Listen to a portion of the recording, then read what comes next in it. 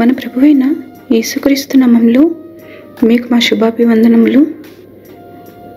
ఈరోజు దేవుని వాగ్దానము, నీవు పవిత్రుడివై యథార్థవంతుడైన ఎడల నిశ్చయముగా ఆయన నీ యందు శ్రద్ధ నిలిపి నీ నీతికి తగినట్టుగా నీ నివాస స్థలమును వర్ధిల్ల చేయును.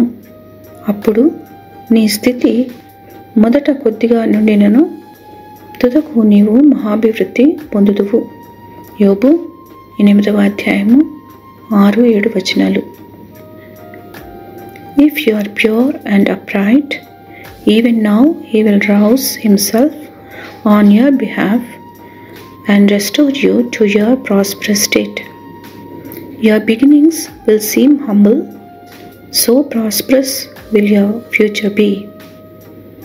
Job chapter 8 verses 6 and 7. ప్రార్థన. ప్రేమగల తండ్రి, ఈ దిన దీవెనకై వందనాలు.